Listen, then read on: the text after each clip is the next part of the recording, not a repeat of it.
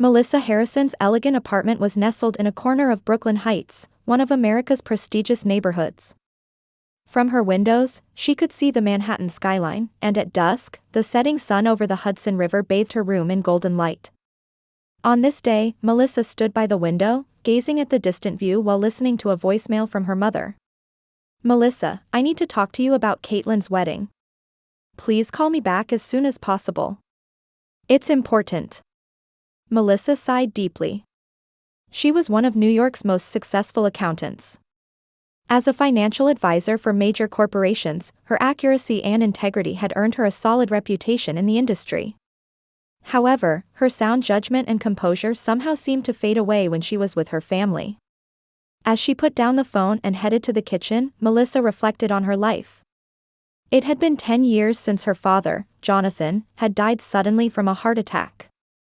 Her father had deeply loved his family and especially trusted Melissa. She had been entrusted with managing most of his estate, which cast a shadow on the family's complex dynamics. While placing her coffee cup on the kitchen counter, Melissa picked up her smartphone and opened Caitlin's Instagram. Her sister's latest post featured an enormous diamond engagement ring. Melissa smiled slightly. Caitlin was vain and extravagant. She always dressed in the latest fashions and constantly sought attention at social gatherings. On the surface, she was charming and especially popular with men, but underneath, she harbored complicated feelings toward her sister. "Melissa only thinks about work. She's not interested in romance at all," Caitlin would tell her friends. In reality, however, Melissa wasn't just busy with work, she was hesitant about relationships because a past heartbreak had left her traumatized. Looking at the family photo on the dining table, she saw her mother Eleanor's smiling face. Her mother was actively involved with the local arts society. But Melissa knew the calculating nature hidden behind her mother's smile. Eleanor always favored her younger daughter and tended to use Melissa as the reliable daughter. "You'll be fine because you're smart," was her mother's favorite phrase. It sounded less like praise and more like an excuse to burden Melissa with responsibilities. Melissa had recently opened a special account for her mother's future care expenses and deposited a substantial amount every month. Her mother hadn't saved enough for her own retirement. Melissa took a sip of coffee and thought calmly. It wasn't bad that her mother and sister relied on her. However, sometimes she was tormented by the feeling of being used rather than loved by her family. The phone rang, and the display showed Caitlin.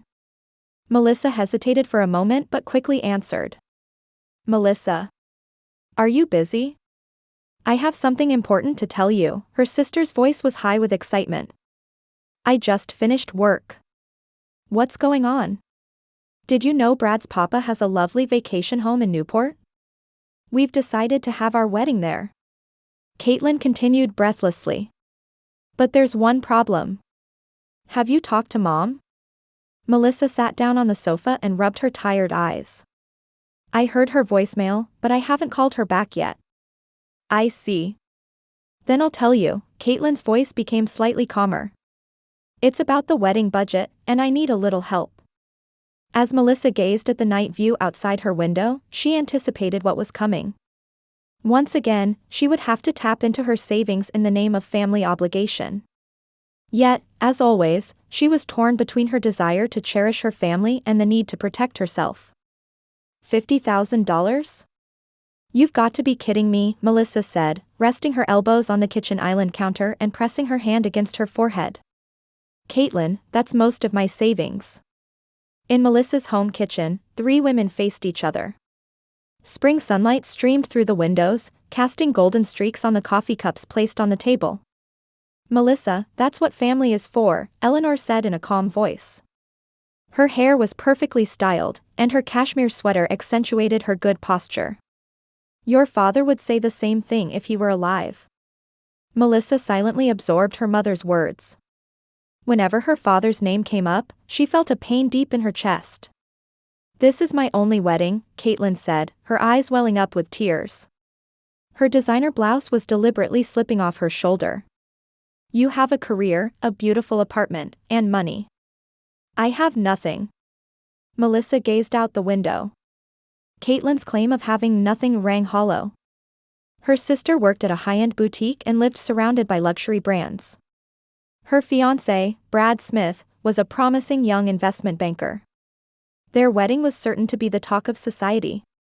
Brad's family agreed to cover half of the total cost, Caitlin continued. For the other half, please, Melissa.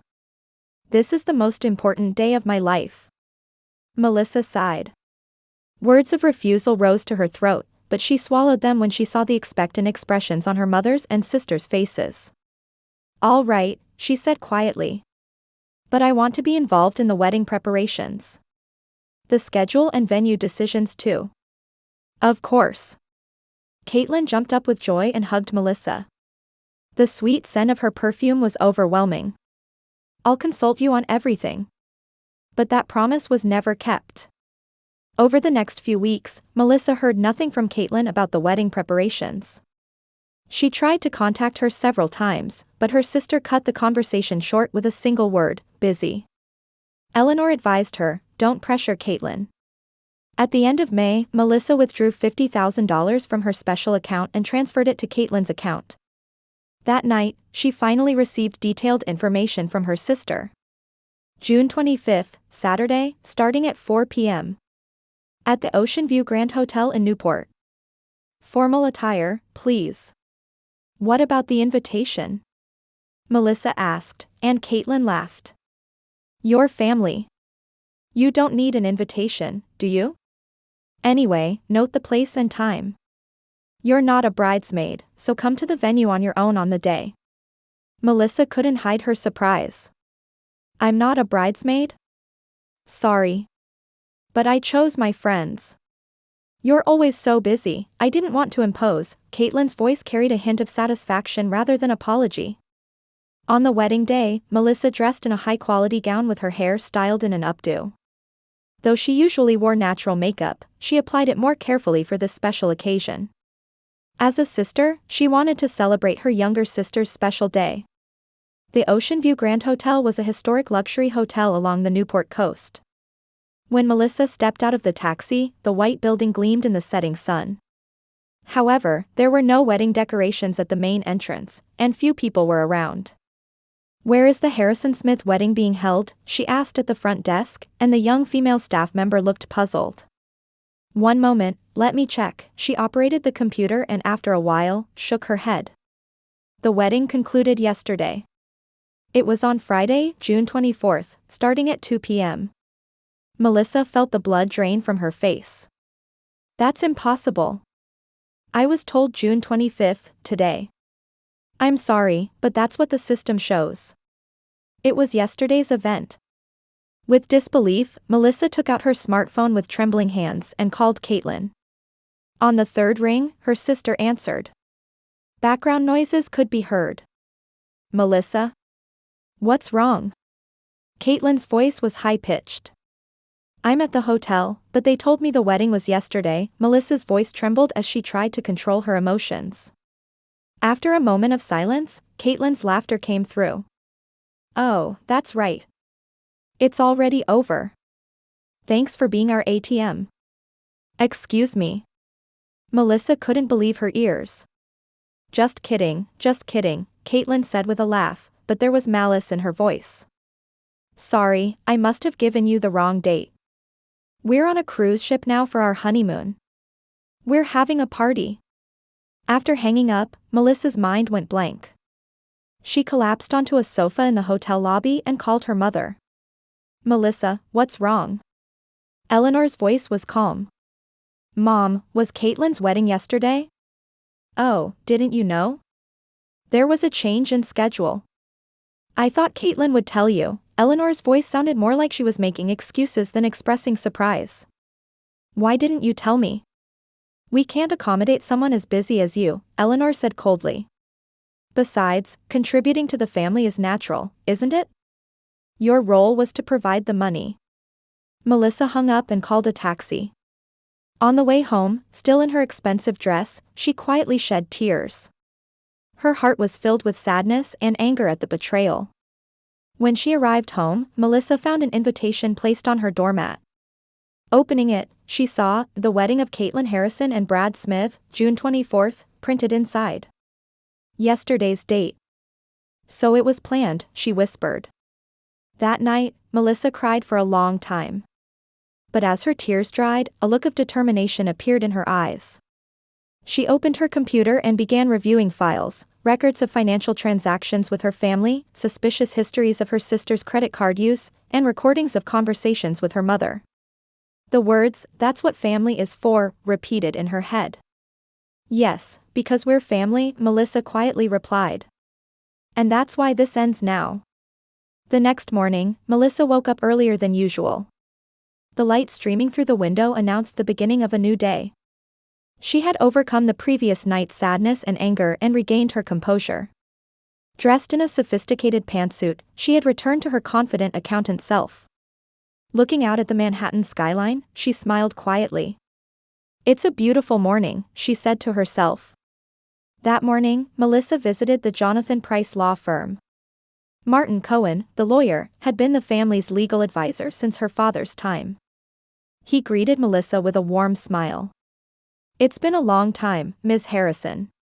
I haven't seen you since your father passed away, he said as they shook hands. I'm sorry to meet under these circumstances, Melissa replied as she sat down. She placed a folder of documents she had prepared since last night on the table. Taking a sip of coffee, she began explaining in a calm voice. She detailed her interactions with her mother and sister over the past few years, the wedding funding and betrayal, and evidence that Caitlin had used her credit card information for unauthorized purchases. Martin occasionally took notes while listening attentively. When Melissa finished speaking, he removed his glasses and sighed deeply. To be honest, this isn't just a family misunderstanding, these are legally problematic actions, he said quietly. Especially the credit card misuse is serious. Do you intend to report this to the police? Melissa looked out the window. No, not at that stage yet. First, I want to issue a formal warning and clarify my position. 2 hours later, Melissa had signed 3 documents.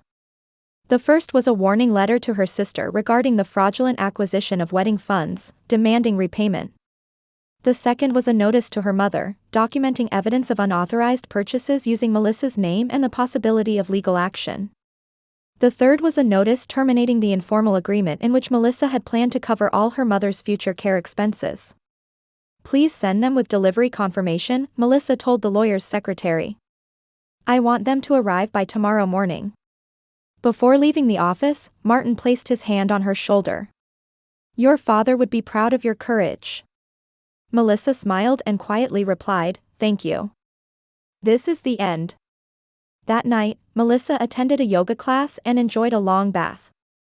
She felt the burden in her heart lighten a little. Before going to bed, she checked her cell phone and found 3 unread messages from Caitlin. Back from honeymoon. I have beautiful photos, want to see. Melissa, why aren't you responding? Are you still angry? I didn't know you couldn't take a joke. You're an adult now, don't take it so seriously. Melissa didn't reply, set her phone to silent mode, and placed it by her pillow.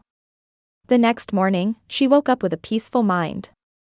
However, that peace didn't last long.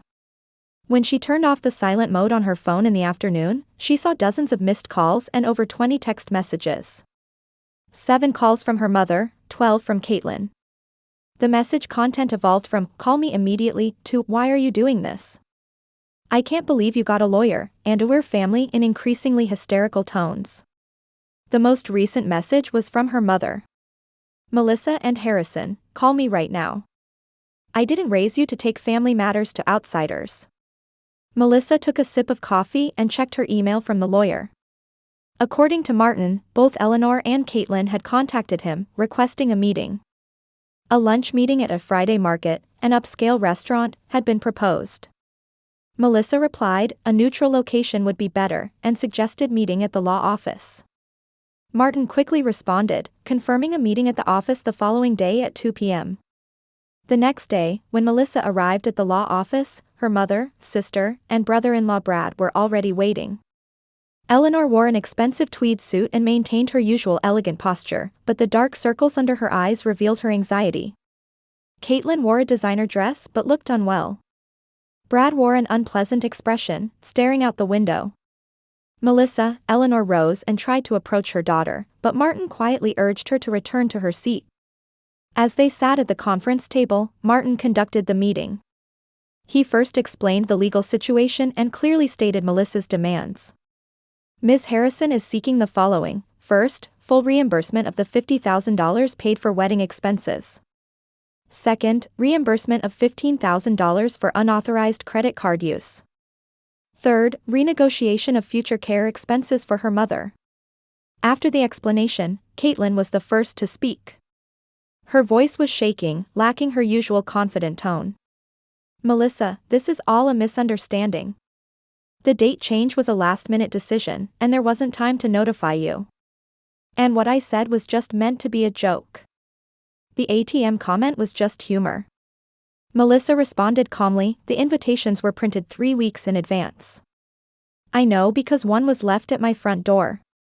The date change was deliberate. Caitlin's face reddened. Beside her, Brad shifted uncomfortably. What about the credit card issue? Martin asked. That was... As Caitlin stumbled over her words, Eleanor interrupted. I did it. With all the wedding expenses for Caitlin, I used your information. I thought you wouldn't notice. Melissa, resorting to legal measures when we're family. Melissa looked straight into her mother's eyes. You're the one who saw family only as an ATM. You have no right to use money I earned on my own without permission. Silence filled the room. Brad cleared his throat and spoke for the first time. Is there a way to resolve this issue? We're newlyweds and want to avoid going to court. Martin looked through the documents before answering. Of course, there's a solution. Comply with Melissa's demands. After 3 hours of discussion, a final agreement was reached. Caitlin and Brad would repay the full wedding expenses in installments within 6 months, Eleanor would be responsible for repaying the $15,000 from unauthorized use, and future care expenses for their mother would be equally shared between Melissa and Caitlin. We reserve the right to take legal action if these conditions are violated, Martin stated finally. After everyone signed the agreement, the atmosphere in the room lightened slightly. Eleanor approached Melissa and said in a low voice. I didn't know you were such a strong girl. Melissa didn't smile. Mom, I've always been strong. You just never chose to see it. As they left the office, Caitlin also spoke to her. Melissa, I'm really sorry. I thought it would work out, you know. What did you think would work out? Using me and then mocking me? Melissa's voice was cold. That's not what I meant. Caitlin's voice grew small. Can we ever go back to being proper sisters again? Melissa paused for a moment and looked at her sister. Time will tell. But for now, I need distance. As she climbed into a taxi, Melissa took a deep breath. She wasn't sure if this was a new beginning or an ending. 2 weeks passed. Melissa immersed herself in work, trying to sort out her feelings. Her accounting firm's office was on the 20th floor of a Manhattan high-rise, with large windows that allowed her to feel the city's heartbeat. That afternoon, Melissa was reviewing a financial report for a major food company. Time spent focused on analyzing numbers was like a form of meditation for her. While engrossed in calculations, her secretary Jennifer knocked on the door. Melissa, you have a visitor, Jennifer said with slight confusion. It's Eleanor Harrison. Melissa stopped, surprised. It was extremely rare for her mother to visit the office. Please show her in, she responded, maintaining her composure. The door opened, and Eleanor entered. Her usual elegance was intact, but her expression showed anxiety and fatigue. She held a small paper bag. Melissa, Eleanor said quietly. I'm sorry to intrude, but I'd like to talk. Please, sit down, Melissa indicated the seating area by the window. Coffee? Thank you, I'd love some. After the secretary brought coffee, the two women sat facing each other. Outside the window, clouds drifted by. Eleanor picked up the coffee cup but stared at it without drinking. Melissa, let me apologize first, she said in an unexpectedly sincere tone. I hurt you. What Caitlin and I did was unforgivable. Melissa observed her mother silently. Tears glistened in Eleanor's eyes. Why? Melissa asked simply. Eleanor exhaled deeply. While looking for reasons, I realized something I hadn't noticed before. She took an old album from the paper bag. I found this. Opening the album, there were pictures of Melissa as a child. Her 7th birthday party, elementary school graduation, a high school debate team award ceremony. Melissa was always smiling in the photos, but there was a thoughtful shadow in her profile. You were always a good child, Eleanor pointed to a photo. You always accomplished things on your own, never complained. Caitlin was different. She always needed help, always sought attention. So I was naturally left alone? Melissa's voice held bitterness.